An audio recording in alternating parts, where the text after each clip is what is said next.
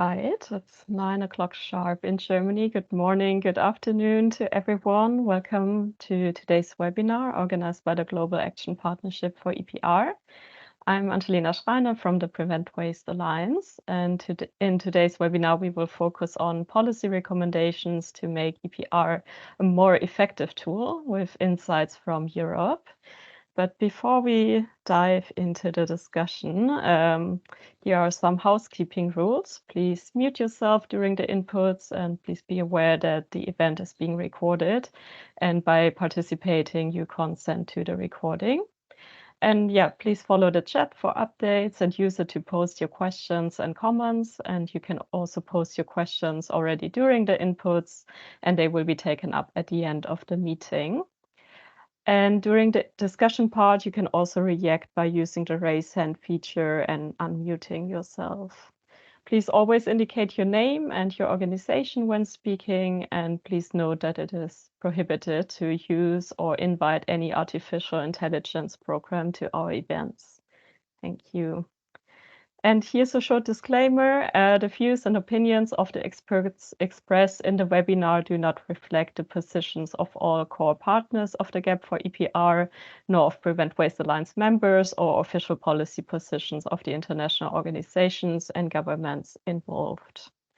Now, I have mentioned several times the Global Action Partnership for EPR. So here's a very quick intro for those of you who don't know the GAP for EPR yet. The Global Action Partnership for Extended Producer Responsibility is an international partnership established between GSS, WWF, and OECD, and hosted by Prevent Waste Alliance. It receives also circular economy support from the Ellen MacArthur Foundation and is in close collaboration with UNEP on providing technical support to governments and PROs. And as you can see here, we are mainly focusing on 3 pillars: the library, the help desk, and the community. The library entails main documents on EPR, like the EPR Toolbox by Prevent Waste Alliance, a comprehensive guide on what EPR is and how it can be implemented. Then we have the help desk. The EPR help desk supports your EPR journey with its pool of global experts. And here's also an invitation. If you have a specific question regarding your EPR journey, you can simply send in a request and we will match you with an expert who can provide the guidance you require. And then we have the community, which is a platform for peer-to-peer learning. It's also possible to connect with EPR practitioners and a platform to discuss EPR critically and to innovate EPR. So exactly what we seek to do also with this webinar today. And on our website, you can find all kind of updates, including also some recordings of the past sessions. And in today's webinar, we will discuss some innovative ideas on how to develop the EPR concept further. We will hear insights from the 2 authors of the recently published paper, Let's Reshape EPR, for a game-changing policy tool that supports prevention, reuse, separate collection, and high-quality recycling. And the paper was signed by different NGOs and other organizations. And after the presentations, we will hear a reaction from our discussant, and afterwards we have time to discuss. And like mentioned before, the GAP for EPR is a platform that offers the opportunity to reflect and discuss on such innovative and some may even say provocative topics together, regardless of whether we as GAP for EPR are of the same opinion or not. And therefore, critical perspectives are explicitly welcome in the subsequent discussion. So I welcome you all to join this discussion actively. And now I would like to present our today's speakers. We have Janine Röling with us. She works on EPR and EU policy at the environmental NGO Recycling Network Benelux. The NGO is based in the Netherlands and focuses on reducing the use of virgin resources through research, policy interventions, campaigns, and pilots. And Janine has a background in political sciences. Welcome, Janine. And we also have Axel Darut with us. He's a public affairs associate for the Minderoo Oceans team. He also has 6 years of experience working in public policy and advocacy, having previously worked for CTO, the French company in charge of EPR for packaging and paper, amongst others. And Axel has a background in law and economics. So very warm welcome to both of you. And with that, I'd like to hand over to you for the input. Thanks a lot. I hope that everybody can hear me well. Next slide, please. Yes, perfect. Okay. So as Angelina already mentioned, Axel and I recently published a paper on EPR, and actually it's an analysis of how we think the tool of EPR should be changed in order to make it more effective. And when we say effective, we do not necessarily mean effective from like cost effectiveness, but environmental effectiveness. The paper was basically based on insights from Belgium, from the Netherlands, from France, but we also really tried to see whether the problems that we experienced within these countries also sort of if they were also present in other member states.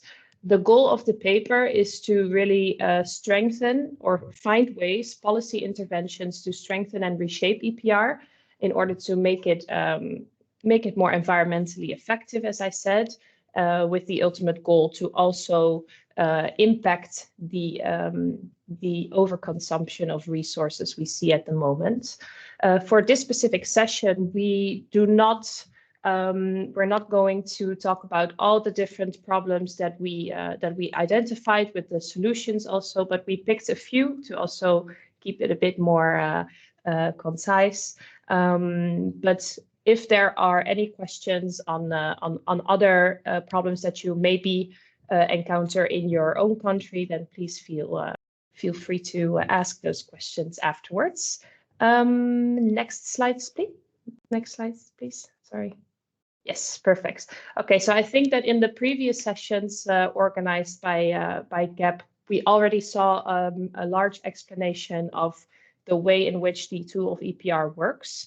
So we decided to not go into the nitty-gritty of all the benefits or all the technicalities, but just as a recap, because I obviously also don't know if everybody was present at those meetings.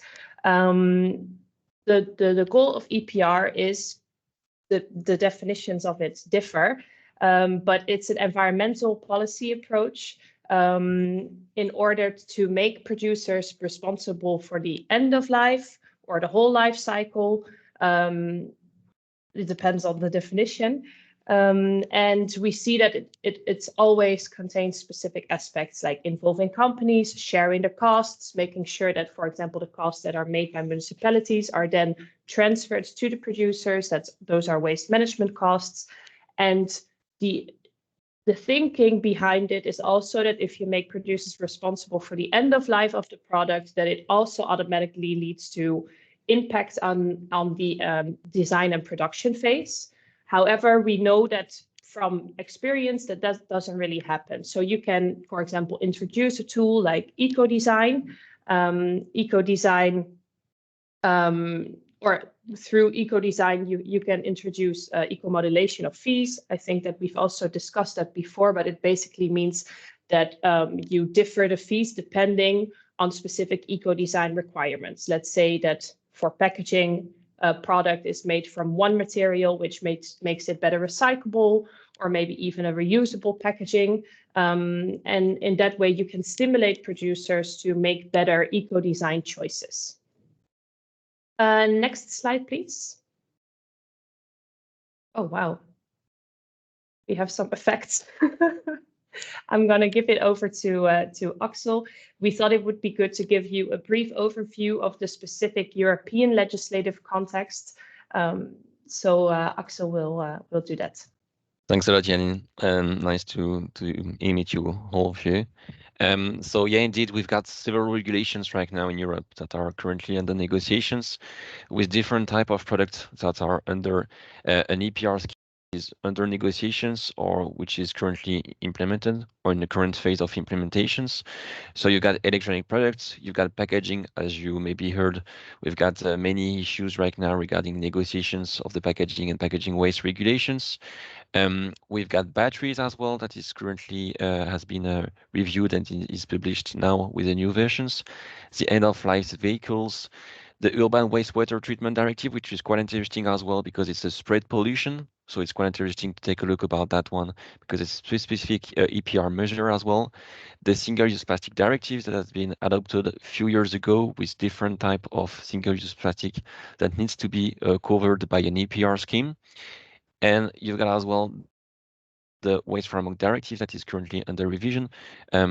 We had a proposal from the European Commission. You've got a textile pillar within these regulations, and so EPR for textile is as well currently under discussion right now in Europe.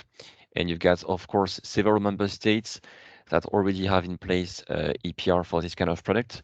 And the idea is to switch from a voluntary program to a mandatory one, and of course to go for more harmonizations across Europe and to cover more and more products under an EPR scheme.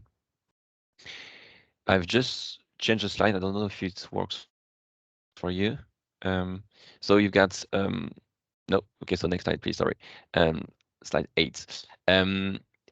So of course, as I said, you've got these regulations under negotiations, and you've got all these kind of products that you can see in the slides that are now or will be within an EPR Sorry scheme. to interrupt. It's slide 8. So one back, please. Sorry about that. Sorry, this one, right? Okay. Yeah. So you've got all kind of a range of products that are now or will be under an EPR scheme, which means that if you take a look around around your environment, you must have at least half of your product that will be under an EPR scheme. If you take a look about, for example, the French regulations with the circular economy law that has been adopted a few years ago, the idea, the goal of the French government was really to get like 80% of products under an EPR scheme. And it's really the way we go with your European regulations right now. It's really to get more and more product within an EPR scheme to be able to cover the end of life, but not only, and this is what we will see in the next slide after. Can we change the slides, please? Yep, so you got externalities now that we need to focus on, because it's quite interesting to see that given the history of EPR in Europe, which is from, of course, as you know, from the packaging sectors in Germany, and then after that has spread all over Europe, we had a focus really on packaging, and then more and more the EU regulations included other products. And by including other products, they didn't make like any harmonizations across the cost of the EPR. So you've got different externalities that are taken into account for different kind of products. So to give you a concrete example, the textile strategy, which is currently under discussions with the Waste Framework Directive. So we've got an EPR, which measures, which is under negotiation as well, and it will cover only the waste management costs. You got as well the Waste Water Treatment Directive to get like an EPR for pharmaceutical and cosmetic products. So it's only to manage this treatment of cost. But if you go further with the single-use plastic directive now, with some single-use plastic items, it covers as well littering. And if you go further as well, you've got the end-of-life vehicles, the batteries, when we go for up with eco-design measures, and for packaging, it's even more by going on reuse. And the main idea from our perspective with our recommendations is as well to go further by pushing more on reductions and reuse while going for harmonizations. Because if you don't go for harmonizations, then you will get burdens, administrative burdens, of course, burdens for companies as well, of course, and you will not cover all the costs, the environmental costs, and externalities of the product. Next slide, please. Given the fact we got all these different kind of products which are under an EPR scheme, And you need to take as well, of course, local and national conditions and the role of stakeholders. You could get different way to put in place EPR. We are not going into much detail here, but just to give you an idea that, of course, European regulations push to get like specific measures on specific products, and then after it's up to member states to decide whether they would like to put in place the EPR. So it could be like financial EPR scheme, so it's really to collect the funds and then after use these funds to create the most effective separate collection system and to push as well for specific measures such as eco-design or eco-modulation as well. You've got partial operational EPR scheme, which is like a mixed role with municipalities and waste management companies. And you've got as well like the full operational system, which is really up to the EPR and the company in charge of EPR, the PRO, to take the lead on the separate waste management system. Next slide, please. Now we will focus more on the problems and the challenges that we need to face, and we need to share as well our recommendations based on our paper. Janine, the floor is yours. Thank you. Yeah, so as I said, we just took a small selection of the problems to discuss here. And what I've also mentioned before is that we see that the current focus of EPR schemes is specifically on the end of life phase, and that it doesn't necessarily mean that it automatically leads to changes in design and production in the beginning phase of the production scheme. And even though a lot of research has already been done looking into how can we make schemes more effective, it really looked at sort of within existing structures, how can we change that in order to improve the tool. What we did is zoom out a bit, because we really saw that the way that the system is set up in itself, the way that the legislative process is constructed, that really influences the effectiveness of the EPR scheme. We see that there is a flawed setup of the scheme, specifically because producers are in charge of organizing EPR, but they obviously want to keep the costs as low as possible. So you see that even though it's an environmental policy, they try to do everything for a very low price or as low as possible, which is also understandable.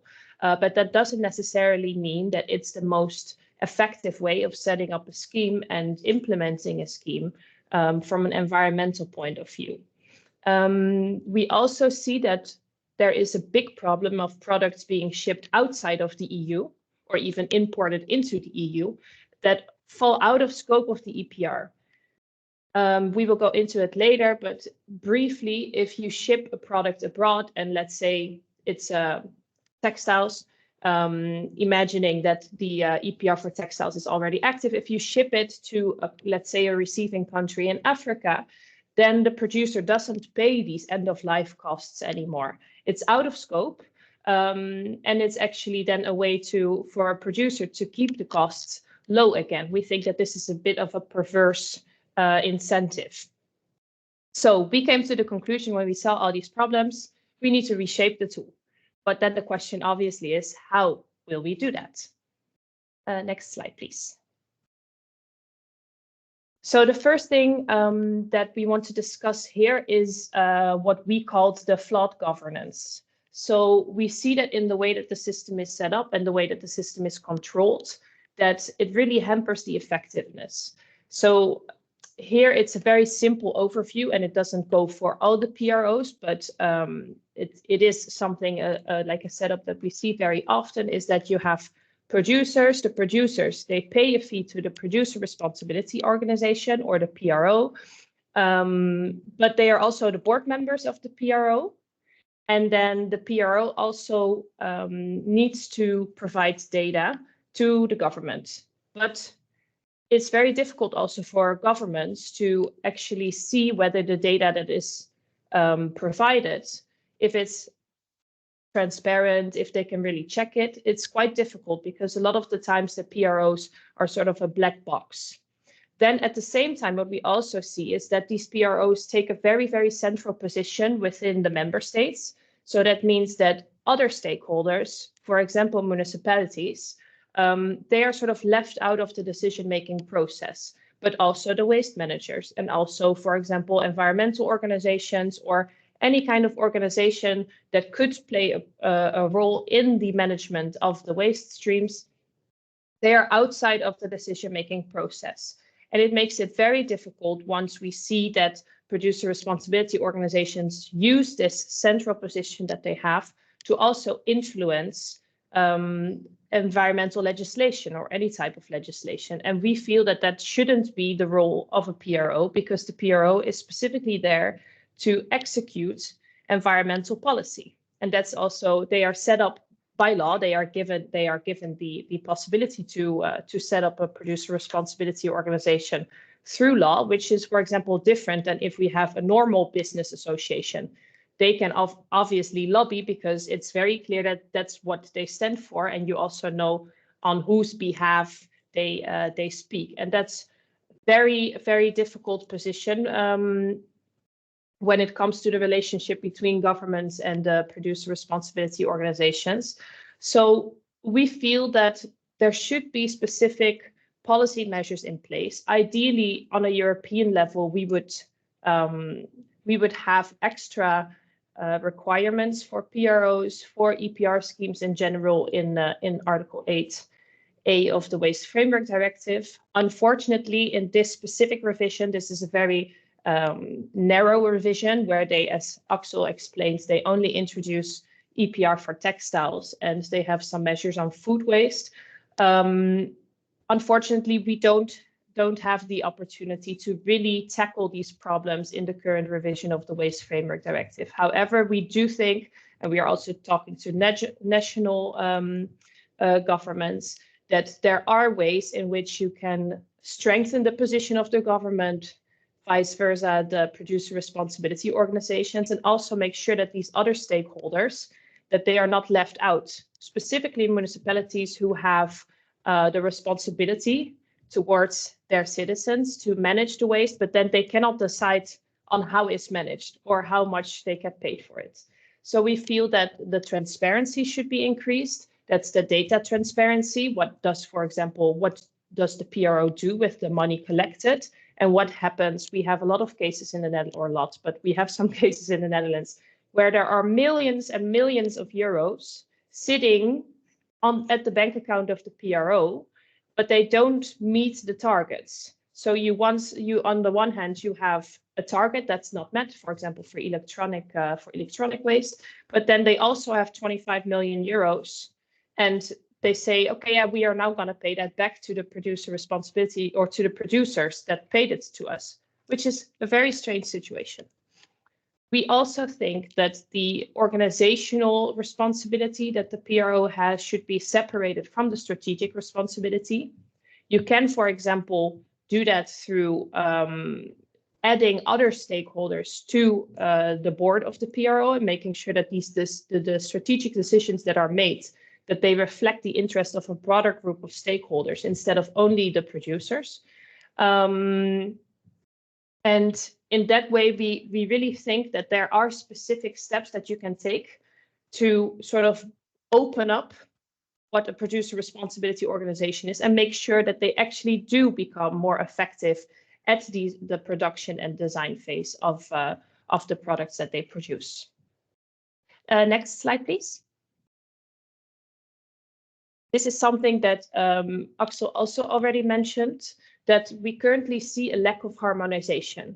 There's a fragmentation among member states, that's both in scope, but also in terms of implementation, because what Axel showed with the different externalities that are in and out of scope, that can also differ on a national level, because especially when we are talking about directives, member states have the freedom to include more within these EPR schemes.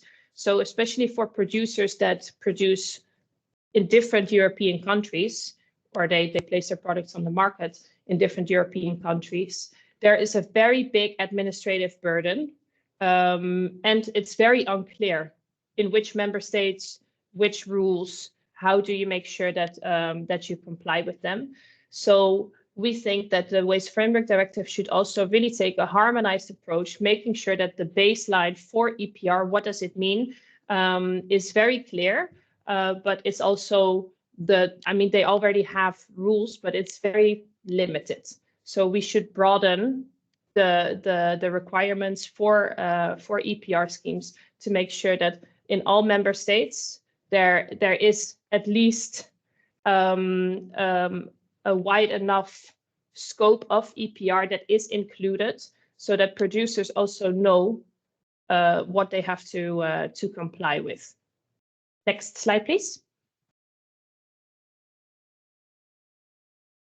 This one is for Axel. Yeah, thank you.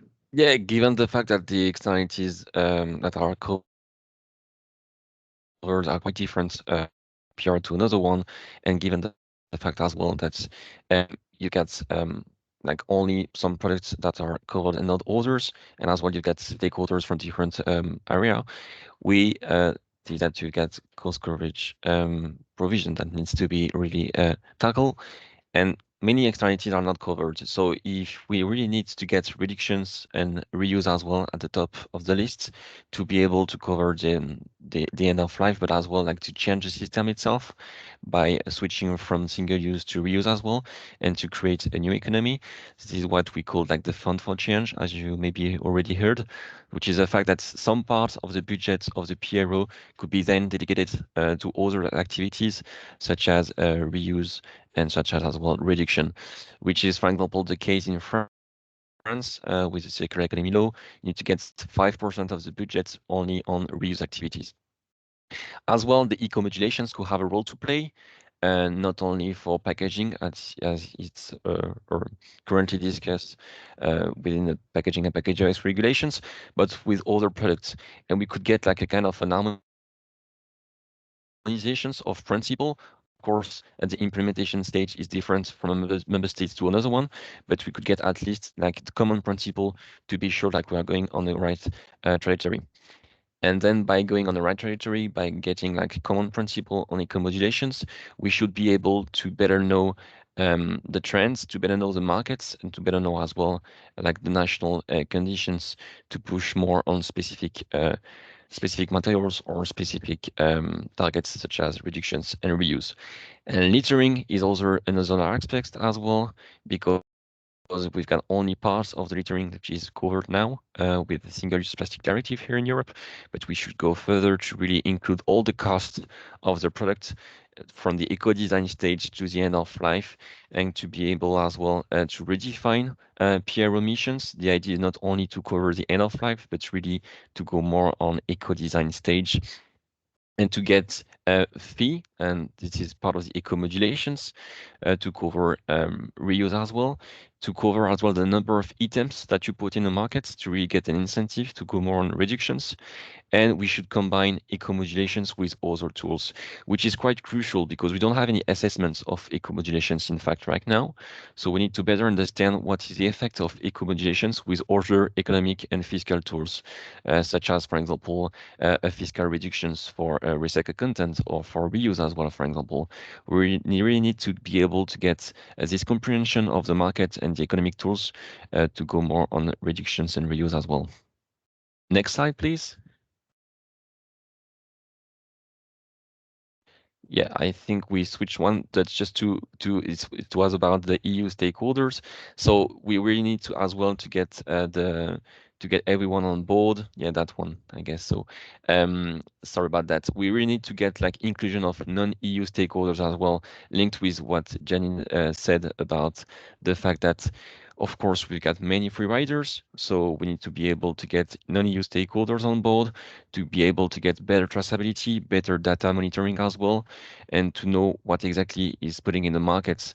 Because given the fact that we've got many free riders in many countries right now in Europe because of the single market, we don't have the right data, we don't have the right monitoring process, and we don't have enough fund as well to support the circular economy at national level.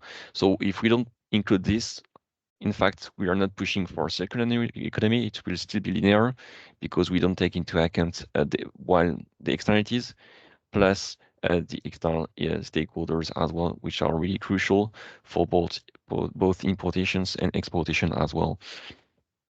So really need to facilitate this by getting like the right traceability system, monitoring system as well, and the reporting at the national and at the EU level to be able to monitor well the EPR policies. And I give the floor to Janine to present you the paper as well and the supporters. Yeah, I mean, I won't go into detail, but you can see that the paper was co-signed by quite a lot of European organizations. We were very happy with that. We also included a link to the paper, but I think Angelina also shared it in the chat. So feel free to read it. Feel free to also send us comments afterwards if you have thoughts on what is in the paper. And I think that I now give it back to Angelina. Thanks a lot for listening. Thank you so much, Janine and Axel. That was very interesting. And yeah, for our presentation of EU legislation and also, yeah, for providing this food for thought on how to develop the EPR tool further in the EU. And now to dive into the discussion, I would like to invite on stage our discussant, Piotr Barczak. He's the Circular Economy Program Manager at the ACEN Foundation. The foundation is an implementing branch of the African Circular Economy Network, which is a volunteer-based NGO. Please, Piotr, the floor is yours. Thank you, Angelina, and thank you, Janine and Axel, for this excellent presentation. And hello, everyone. Yes, my role is indeed to just start a discussion among all the participants. I just want to say thanks again to Janine and Axel for making this paper. I remember when we met a few years ago at the offices of the EEB, discussing, first of all, what shocked us most in the inefficiency of EPR systems and in the lobbying activities of PROs, which actually, what you said very well, represent mainly the interest of PRO, of producers. So if they are included in the strategic discussions, they can be heard. Must provide data, but they must not take all the decisions as it is unfortunately happening very much now. They take the central stage. But out of this shocking, activist, or let's say, anger, this paper came with all the recommendations. And then I remember with Axel, we went also to India to advise how EPR should look in India. And later on, the EPR then was presented there by the government in India. But my role is also to simply say more about how these lessons from Europe can feed into the deliberations and considerations of the decision makers, policy makers in the global south, because I also represent the ACEN Foundation today, so African Circular Economy Network Foundation, and on behalf of the Prevent Waste Alliance, which has many different members and many different opinions. I just share mine, but that's I'm very happy that we can have this platform for discussion. So I just want to maybe react to a few points, and of course I have also some more, but maybe to stimulate the discussion among the participants. So yes, we need to learn the lesson of already addressing the problem of lobbying of PROs and producers in the setting up the systems. This must be really much more transparent, and other organizations such as waste management organizations, municipalities, and NGOs have to also take the central position in that decisions. I was quite shocked also by something you said, Janine. I didn't know that in Belgium, when there is a surplus of money because they just reached the target, the money is paid back. And that is what I think we have a problem with, thinking that extended producer responsibility is only extended to certain target, while it should be a full product responsibility. Right? So that's why, and by the way, the data, how to reach targets is also very questionable. So this is one thing. The money must not be paid back, but I don't know. It was quite shocking for me. But just to say a few words, okay. We always think that EPR should cover end-of-life cost, but indeed, as you say, it should cover the full life cycle. You say eco-design. I would even say, let's even think like really about the extraction. All products, and that is very relevant for African countries as well, they source materials from other countries, from Africa, from Asia. And those impacts of sourcing materials, extraction of materials should also be accounted for. Maybe it's difficult to disburse the EPR money back to those countries, but at least let's account for the environmental and social damage that is caused by extraction of materials to produce those elements. and therefore try to, maybe more eco-modulate as well. So the way of extraction, whether it's sustainable, it could impact the eco-modulation, or if it's not sustainable, then it could impact eco-modulation even more. Or, for example, during the use phase, let's think about the microplastics that are released from products during the use phase. Should that also be accounted also, right? To EPR, because this is an impact on environment of those products. How about covering the mixed stream? So in Europe, we only mainly think that the blue bag or the yellow bag, depends on the country, so the separately collected packaging is covered by EPR. But what about mixed waste? What about the public bins, where we also find bottles and cans? Why mixed bins are not covered by EPR? I think we have to think back again that EPR must really cover all of those elements and should not only be an a financial transaction of the blue or the yellow bag, right? So really, that has to be done and thought through. And I know what many of you experts here, EPR experts as well, from producer responsibility organization, might say that it would be very ineffective financially. And I would like what you said also, Janine, in the beginning, that we have to think about the long-term effectiveness of EPR and so environmental effectiveness, because it will also translate into financial effectiveness long-term. We must not think about short-term financial effectiveness, because it will only bring us down and it will dump the prices down. And that is what unfortunately is happening in many PRO systems today. About data, indeed, that was very important. And something important is coming to Europe. I mean, already in the legislation, for example, on batteries, is the product environment in the digital product passport, right? Digital product passport, which is a blockchain system for data collection through the whole value chain. And this will bring all the data necessary also for PROs, for EPR systems, and for waste management. So in this case, the data collection will be much more harmonized and transparent and non-modifiable. So any fraud will be simply cut. But then I'm thinking, maybe we have to think about an evolution of EPR systems. Maybe PROs will become redundant in some, let's say, in some case, in some manner. Because if the data is already gathered through a digital blockchain system, why we still need PROs?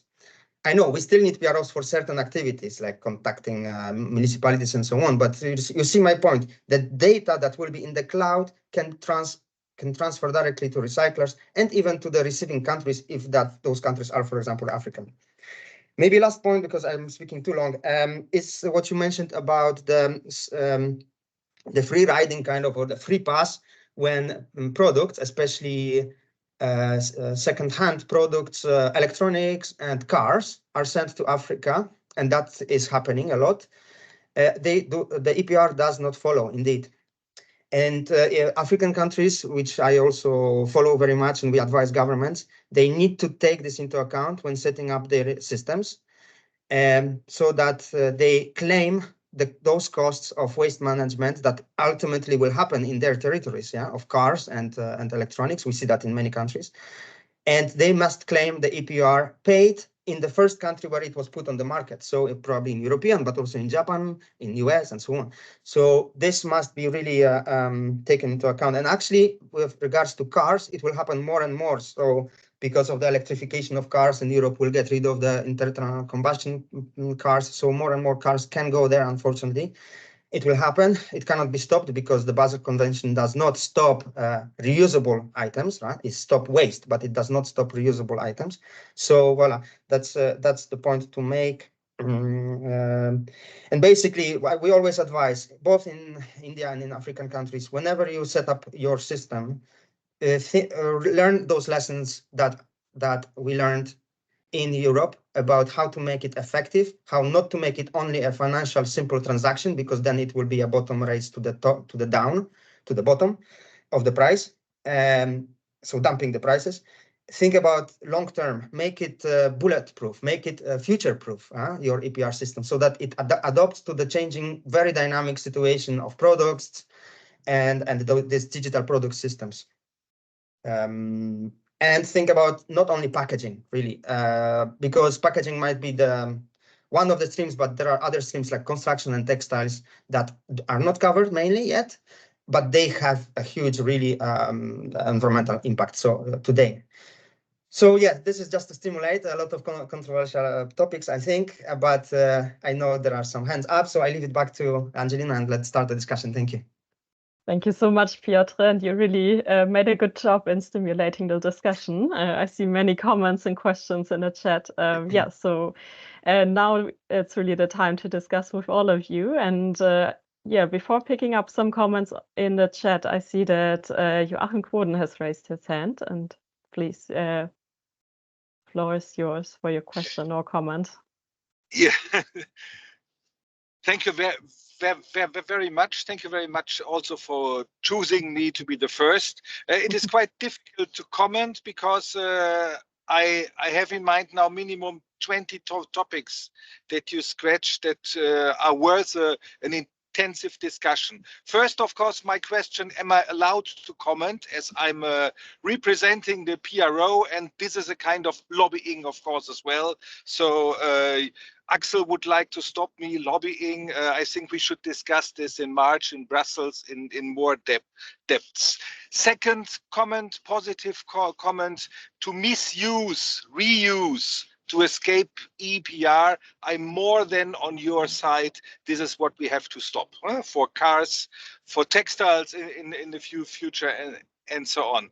Topic number 3, where I fully support you, is transparency in the question who is speaking on which behalf. So EXPA, I'm speaking on behalf of the non-profit PROs owned by the obliged industry. So everybody should always say who is paying them. But this is counting for NGOs as well. So I think for every stakeholder, you should say who is paying my bill, who is in the background. Topic where I think we do not agree is that EPR is, from my understanding, an economic tool to implement an environmental goal. So I see we have here a slightly different understanding. In an EPR system, as far as I know, there is no money paid back. In the non-profit system, a surplus, a profit, is transferred to the next year to cover the costs of the next year. Of course, in the profit system, profits are paid to the owners, logically. Another comment, in all the member states, municipalities are responsible how the waste is collected. It's not usually, it is not the PRO. I think this is something we have to take into account when you start to bash a little bit as well. So these are just the most important things that came into my mind, but I think we can spend the workshop of a week to discuss all the topics and hopefully to find a common sense in the end. Thank you. Thank you so much, Joachim. Axel or Janine, would you like to react to the comments? Or also Piotr, of course. Well, I can start if you want regarding the lobbying activities. Like, of course, EPR and PRO are a pool of experts, and we are not criticizing this. Like, it's crucial to count on this pool of expertise to really be close the loop. But at some point, we need as well to be sure like we are doing stuff on the right trajectory. And so by having like penalties as well, if you don't achieve the targets, which is not the case in many member states, as you know, Joachim. And we need as well to be sure like we've got a better dialogue between stakeholders, and which is part of the Waste Framework Directive in Europe. You've got the Article 8A, which underlines the fact that you need to enable discussion between stakeholders, and it really needs to challenge the strategy itself by being sure we are going on the right trajectory. If you want to really switch on reuse, for example, we need to get NGOs and other stakeholders on board to rediscuss what should be the trajectory on reuse, for example, and not to give the hand on the reuse trajectory to only producers, which for me doesn't make sense. Janine, Piotr, I don't know if you want to complete for other topics discussion. I think that you already gave a good answer. I think indeed that it was also a question that was asked early on in the chat. It's not that we say that producers or producer responsibility organizations should not be part of decision-making processes, because in the end it is for producer responsibility, and it makes sense that they also have a say and they are also experts. But we are talking about equal representation of stakeholders. So if we take the example from the Netherlands, we see that the way in which the legislative process is set up is that the producers are the ones that, together with the national government, that they have early on discussions on what the system should look like. Then the targets are decided upon, and then you have a public consultation. But obviously the public consultation then doesn't really have an impact anymore, because there is no way that they go back and fundamentally change the targets that have been set up. So we are really looking into a policy process, a legislative process, where you say, okay, this is where we want to go, and the targets that we set up, and it doesn't only go for PROs, for EPR schemes, but environmental legislation in general. There's a goal that you want to reach. And if we put all these incremental tiny little steps in between, it is not clear that we are going towards a specific goal that we have set up. And I think what Piotr also said, it is strange that the incentive is put on reaching a specific goal, but then above that goal, there is nothing. So for example, if we say an X percentage of textiles should be collected, why don't we say an X percentage, or maybe as much as possible, should be taken out of the mixed waste stream? Because if you then say the more you take out of the mixed waste stream, the lower your EPR fee, or not the EPR fee because you have to collect more, but if there's a bonus malus system in place, then there is an actual incentive. So I think that was my my addition. Great, thank you. I think you touched upon a topic that was raised by Caroline Breiband, and she's also very active in the chat. Caroline, would you like to join the discussion here? And hello, thank you very much. I'm super interested in this one. I'm actually just in a kind of professional reconversion. I would like to really enter the waste management world, but specifically with the aim of helping Latin America. So that's why I'm super interested in what's going on in Europe, and I want to make sure that we export basically the ideas that have worked well in the EU and not just all the regulations. I have more than 15 years in regulatory affairs, and I have a bit enough of regulations and regulations and regulations. On the PRO's participation, I made a comment that definitely they need to be there, but indeed, where do you put the line between informing and influencing? It's very difficult. And when you say everybody has to be there at the table, equally represented, the problem, I think, is a matter of resources. Unfortunately, PROs, I think, have more financial human resources than many other structures. So that's also why they are at the table more prominently, I guess. But I don't know if that's something that the producers, the PROs can change. Basically, you cannot reduce your resources to leave more space to the others. So how can we help other stakeholders have the necessary resources to feed in the discussion? And then, yes, I'm based in Belgium, so I know Belgium has this, it's a bit different from the deposit return systems in place. Apparently it is working quite well. I think this is related to the geography, the population we have quite dense in Belgium, which works well.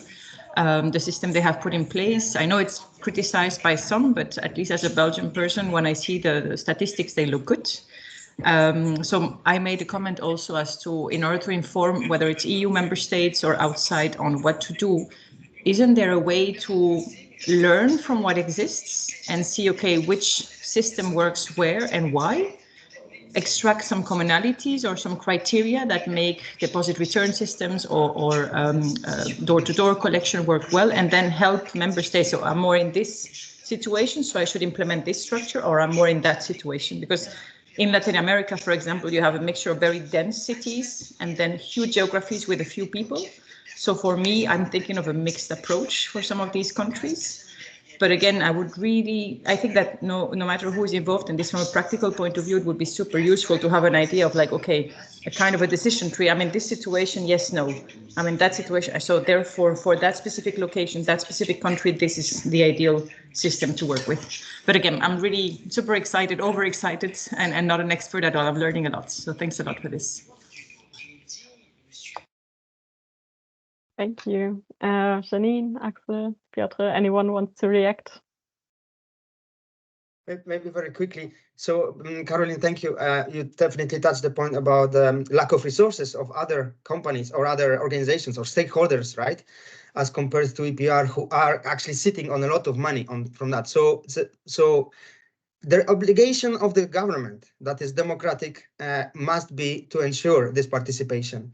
So that, for example, the EPR scheme can be set up in order to put aside certain amount of money to ensure that waste pickers are represented. I'm speaking of the global south, which is very important, also in Latin America, that NGOs are represented or reuse companies also are represented. So that, yes, so these resources that are gathered by EPR must be shared. And that is an example of France. Maybe I don't think it maybe covers the participation issues, but why not? Huh? This is an idea, and this is a lesson learned. And speaking about waste pickers, I just wanted really to say that when setting up an EPR in the developing countries, it is just mandatory to have them on board. And we always advise that as agency, as the advocacy tool. They have the point to make to secure their livelihoods. And they do the most of the job actually in those countries now, because they actually collect and recycle like in a clean way those or prepared for recycling those materials. So they cannot be put aside, and there is a threat that it happens. So that's why also EPR in that cases, even more than in Europe, but also in Europe, must go for reuse activities. It must also finance repair activities, not only recycling in bulk in tons. Let's start to treat products as reservoirs of materials per product, and not only in tons and tons, because then we have what we have, that mobile phones are collected in bulk, in tons, so that to extract the gold and all the other most expensive, but reuse is totally forgotten, but there could be a potential. So yeah, thank you.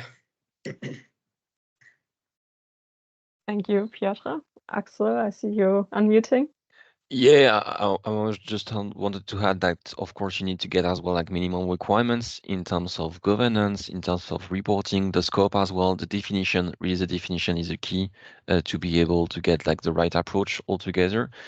And in terms of stakeholders, discussion, exchange, forum, whatever you call it, it could be like either you've got like different kind of EPR and you can set up like a kind of a forum of discussions to be able to get like positions from every stakeholders and to get like a system of votes, or you could get like, depending of the EPR and the PRO, to get as well like some kind of a stakeholders meeting group, which is the case, for example, in France with the law, and you've got different stakeholders that take part of the decision-making process as well. Thank you. Caroline, I see your hand, but there are many other persons in the chat. I hope it's okay to also pick some other comments and questions. Piotr, you just touched upon the topic reuse, and there were some questions around the topic, what else could EPR schemes cover? For example, Pedro asked, how can EPR be regulated so that it is effective in reducing overproduction? Helena asked, could EPR schemes also cover the health costs and other social costs caused by the mismanagement of waste? And Desiree asked how to avoid that EPR supports the throwaway society. So maybe some comments on this topic. Yeah, here we are brainstorming and what we could suggest to responsible governments, right? So I know those topics will be difficult to convince, but yes, you are totally right. Health issues. I'm always saying why tobacco does not include the cost of hospitals admissions for all the people who are there. Otherwise, all of us pay, those even who don't smoke. For this cost. So absolutely, all the environmental and social and health costs should be. What other, yeah, but it's not happening, as Janine and different reports showed, that EPR today does not address the upstream, does not really have enough influence on eco-design. a very little, limited, when the modulation is high. But it has to be high. It has to be really visible and felt by the producers. If it's not felt, then they will just produce whatever because they just pay. And that's actually my reaction to Joachim earlier. Yes, EPR is an economic tool, but it must reach the highest environmental goals of the 100% of the environmental impact. Otherwise, you know, you can produce whatever toxic material, given you pay for the damage, it will still be produced. And maybe no, this is not how EPR was invented, first of all, in Sweden. It was a tool to reduce the environmental impacts, not only to cover them financially. Yeah. I think just a small addition on the health issue. I think I totally agree. Reality is that it's also very difficult to translate the impact of health of products on human health. But what you can, for example, see is that there are some discussions on, if we look at microplastics, for example, should producers of textiles, for example, pay for filters on washing machines to filter out microplastics? That's something that you can think about, or should that be a responsibility of the washing machine producers? So I think that there are some very specific practical tools that can maybe help to limit the health impact of products, but obviously the biggest, I think, health impact you can have is making sure that you influence the for example, the toxic elements in the design phase to make sure that these are taken out of products, and in that way also impact the health. I think that is something that you can do through EPR. I think that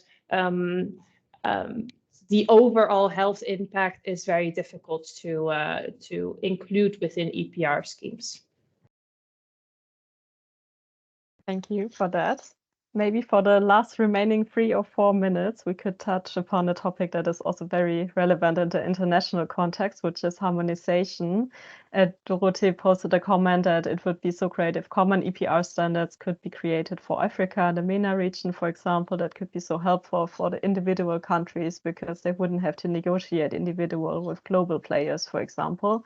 And also Carla Wolf asked what elements of EPR should be harmonized at a regional level versus the national, and what elements, if any, may require international harmonization. Maybe some last thoughts on that point.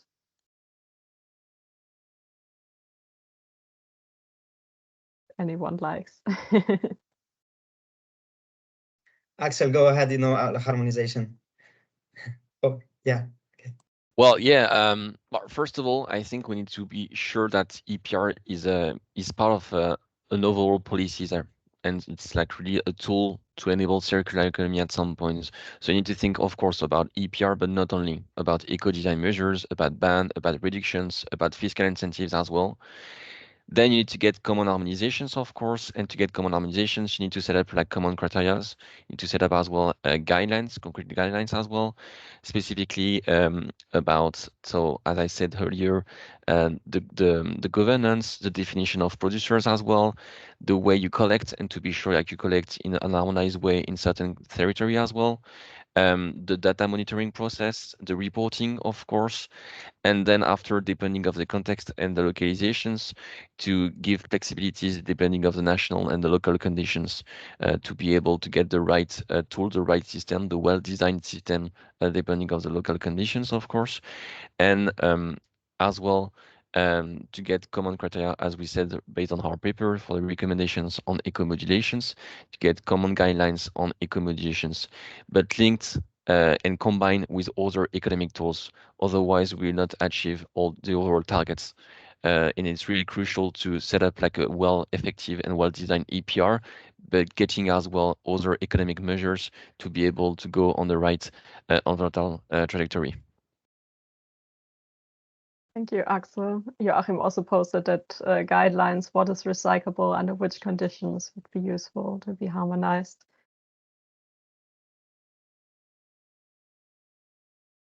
So yeah, now it's really time to discuss with all of you. If you have questions or comments, please use the chat or raise your digital hand. And I see that there was the first question by Reed Leifset. Would you like to unmute yourself and join the discussion, or should I read out your comment? Okay, so I'll just read it out. Can you say more about how operational and strategic responsibilities could be separated? Does this simply imply separate organizations? And there's also a comment by Anna Larsson, and in some European countries, it is municipalities who collect waste under EPR and get compensation by PROs. This would be a good example of separate responsibilities. Maybe Janine and Axel, you could expand on that a little bit. Yes, of course, and thank you for asking the question, and also the comment by Anna. I think the separation where it's municipalities that collect waste and then get compensated, it is indeed a good example of the way in which the operational responsibility can be shared. And I think we've also seen that in the scheme that Axel showed, that there are different ways in which EPR can work. But what we mean here is more that the strategic responsibilities, so let's say the way in which targets are met, do you, for example, also make sure that if an EPR scheme is set up, that waste pickers do not lose their job? Do you invest in social workplaces, for example? It's something that we see in the Netherlands. We have these repair and reuse, it's not shops, it's like a workshop that is attached to the place where the actual waste or material is collected. And through that social workplace where people work that maybe would otherwise have difficulties finding a job, there they do have a job, and they also add value to these products and make sure that they are not wasted, burned, whatever. So do you, for example, want to focus on such an initiative?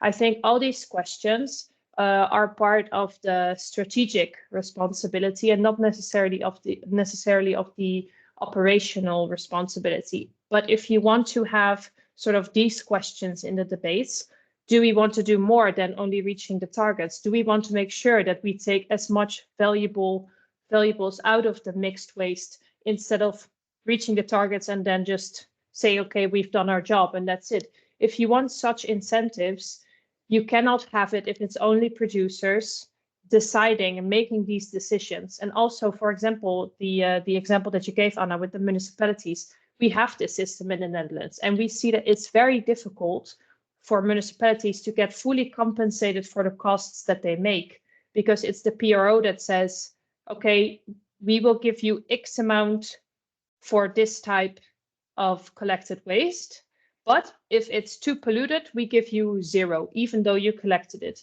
So they have a lot of power also towards the municipalities to decide who gets the money, which amount of money, and this should be way more inclusive. The municipalities should have a say, especially when they are made responsible for the operational part of EPR.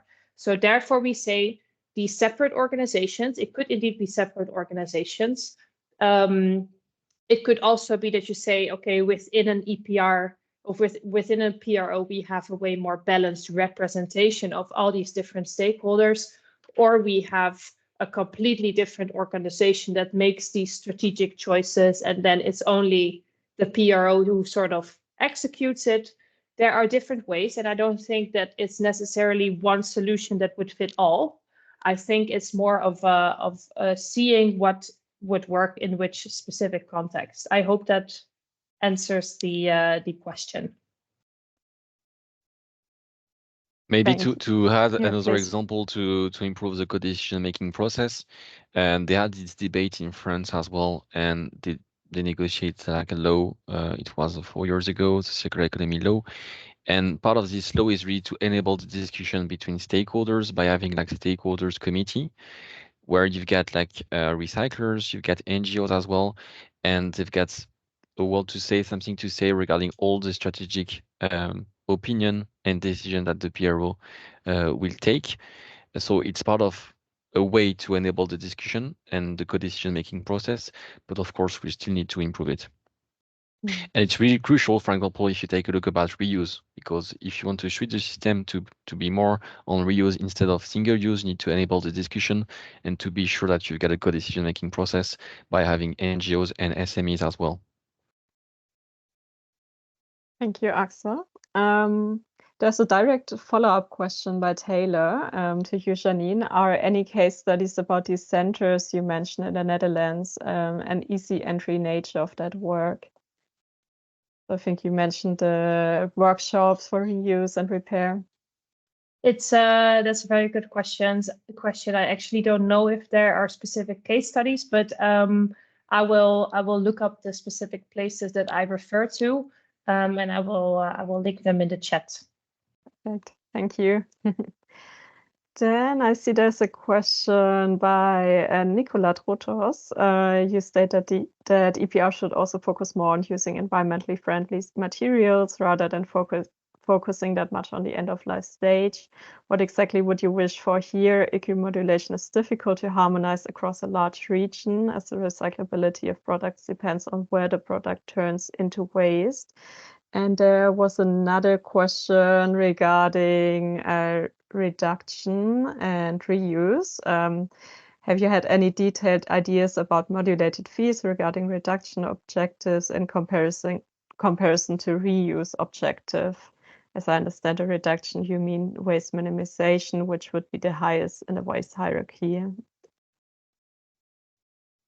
Yes, first of all, one comment. The first question is really focusing on downstream, and the idea of the paper is as well to go for the upstream vision of the waste management system and the circular economy. So yeah, of course, it's really difficult to get the same eco-modulations, but we could get like common principle. It's been a while here in Europe that we are waiting for common principle with the previous packaging and packaging waste directive, and with minimum requirements as well for EPR with the waste framework directive. So we are still waiting for that to be ready. But if you have like common definitions such as recyclability, reusability as well, then you should be able to get common criteria and common principle to implement within the eco-modulation. You had example from France, from Germany as well, from Portugal regarding eco-modulation. One of the front runners is really French. It's not because I'm French and I've got a French accent, of course, but it's really because it's been 10 years that they've got eco-modulation in France. And first of all, it was mainly on recyclability, and then they went further by having like eco-design improvement, reuse as well. And it could be part of these reflections by having like common principle and common definition. Talking about this question on reuse, I think first of all, the eco-modulations and the fee itself should be based on the number of items you put in the market, the consumer sales unit. If you get like an eco-modulation, if you reduce the number of items by having like, for example, concentrate products, it could be a way as well to reduce product in the market. If you've got as well other targets, such as reduction targets or ban targets, to be sure that you are going on the right trajectory. And reuse, it could be as well an eco-modulation if you switch from a single use to reuse, and then being able to get an incentive, like a carrot and a stick approach for the brand owners to really push for reuse as well. Thanks, Axel. I hope that answered both questions. I see there's a discussion in the chat, and thanks, Piotr, for already answering the questions in the chat around both informal sector inclusion in the Global South, but also how the fee can follow the product. Maybe we want to bring this discussion also here. Piotr, would you like to say something on that? Yes, thank you. So indeed, there was this report done by the EB. I invite you to check about the fee that is paid first, where the product was first put on the market. So in Europe or Japan, right? Or in Canada and so on. And then the product was shipped as second-hand to Africa. And that is actually quite a lot of products, electronics and cars. And indeed, the EPR does not follow at all. The EPR stays in the budget of PROs, and that's why they postpone this fee to the next year to finance the EPR system in Europe again. So it's so bad on many fronts. For example, on front of a consumer, if I buy an electronic, I pay EPR because I want to ensure that the end of life treatment costs are covered. But no, my phone maybe will be sent to Africa. I even don't know that, and it will be treated under standard at its end of life. How to do this? It's not easy because the receiving country might not even have an EPR policy. But we just ask that the European Commission first recognizes this, start to calculate it, and producers recognize this as well, and PROs recognize, start to bring data, and then maybe a fund can be put aside and over a few years gathered, and then it will be not a proper EPR disbursement, but it will be at least a start of a budget to build a first proper recycling plant somewhere in Ghana of electronics or so. But this data can be also much easier followed if the digital product passport will be in place, and that is already happening for batteries. There is a regulation for batteries that that speaks about digital product passport, and here the data where the product goes cannot be hidden, and the EPR should also probably directly go to the recycler. That's why maybe the PRO is not even needed. I know it's maybe a controversial thing, but think about digital product passport where the data is constantly accessible and not altered at all because it's blockchain. Maybe a PRO role is redundant in that case, right? So yeah, just a thought here. Thanks, Piotr. Matteo, I hope this answered your questions. Otherwise, please feel free to join here. I see there are no open questions in the chat right now. If you still have any, please feel free to put them in the chat, or also if you have some reactions to the reactions and or raise your hand. In the meanwhile, maybe I can ask a question. I was wondering if there's any difference between countries with EPR systems with a single PRO as monopoly versus several PROs operating regarding ambition, transparency, etc. What are your thoughts here?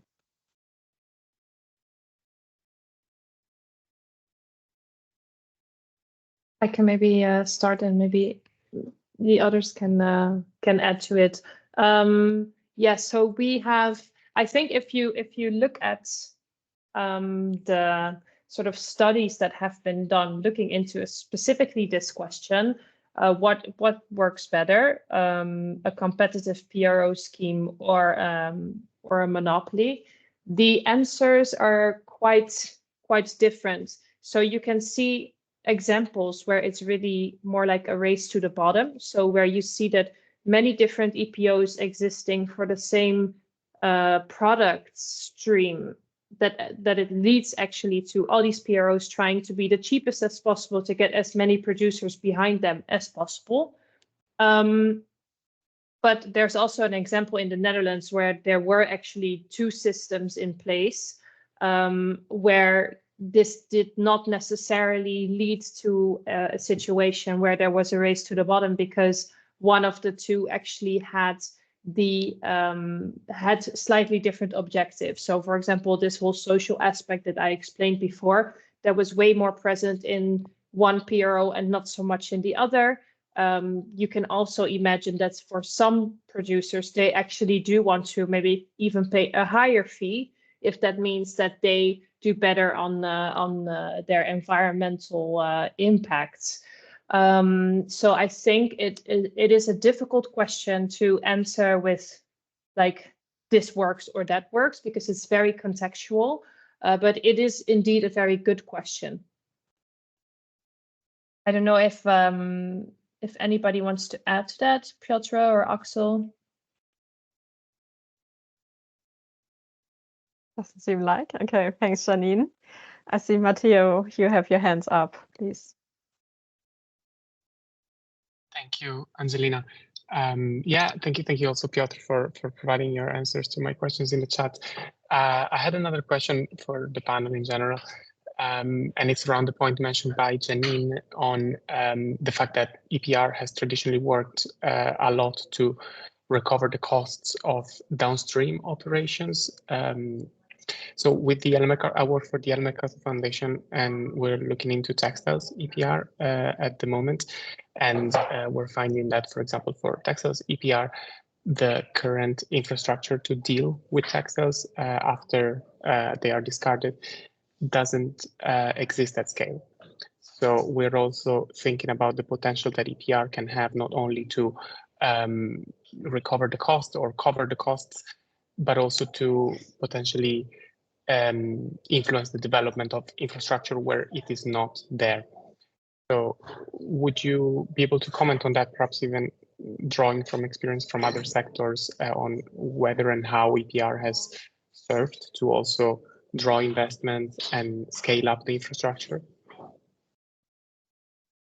Yes, I can give a short comment specifically on EPR for textiles.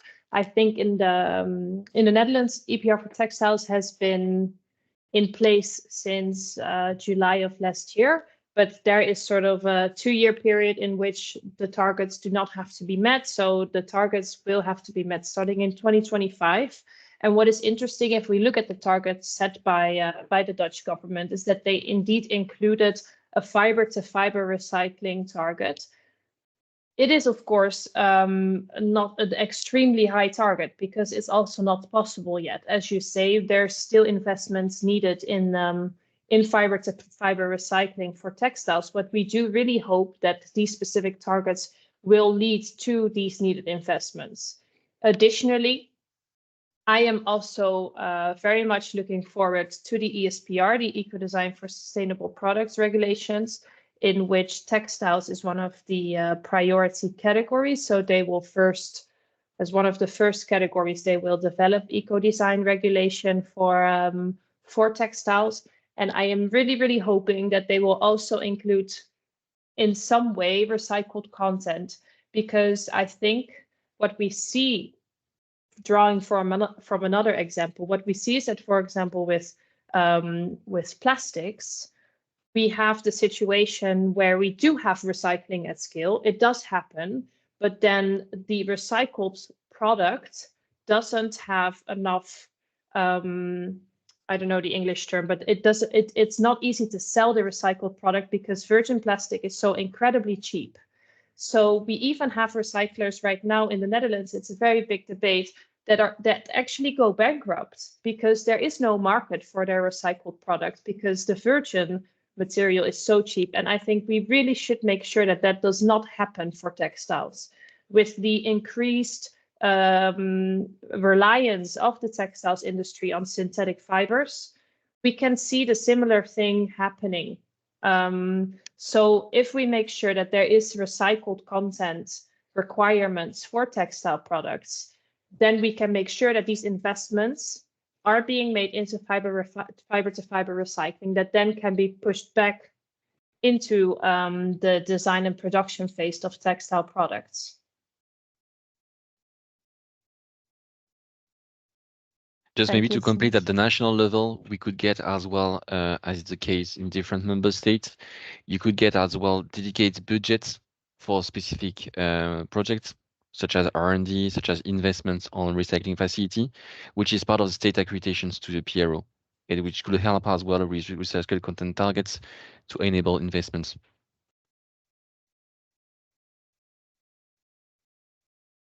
Perfect. Matteo, anything to add? I just wanted to ask, Axel, do you have any example where that has happened, perhaps, of that fund being put aside for investment specifically? It's a case in France, for example. It's part of the state accreditations to PRO. They need to spend like a specific part of the budgets directly to R&D, to recycling facility, and as well to reuse, as I said earlier. Thank you. Great. Thank you so much. I think there are no open questions in the chat. Now is your last chance to raise your hand or unmute yourself. I think we have clarified everything. We have solved everything. So I would like to close this meeting. Thank you, Janine. Piotr, please. Yeah, if I may just add, Sure. amplify one element that Axel said about the EPR, better EPR model that also covers mixed waste stream. You know, today the PROs are very smart. They only want to cover the cost of the blue or the yellow bag. Yeah, and depends on the different countries. So the sorted bag, but they don't want to do anything with the mixed waste stream because that's too costly. And indeed, it's very costly. It's very ineffective to recover anything from there. But there are still recyclables sometimes that are covered by EPR that are inside. And otherwise, what is happening is that the citizens are paying this in the general budget or in the waste fees. So we say that also is in the paper, I think, that that yes, in future we need to see the expansion of EPR coverage, cost coverage, also on the waste, on the mixed waste stream to basically cover its costs. This is the most costly part of the waste. This is the headache of all waste managers. That's why it has to be covered. Otherwise, it's on the shoulders of our citizens. Yeah, thank you for this addition. Okay, thank you so much to Janine, Axel, and to you, Piotr, for this interesting presentation and the discussion. Thanks to all of you for joining. Yeah, this webinar will be posted, of course, the presentation and the recording. So if you want to rewatch or check the presentation again, you can find all the resources on our website. Thank you again, and yeah, wishing you a nice day and evening.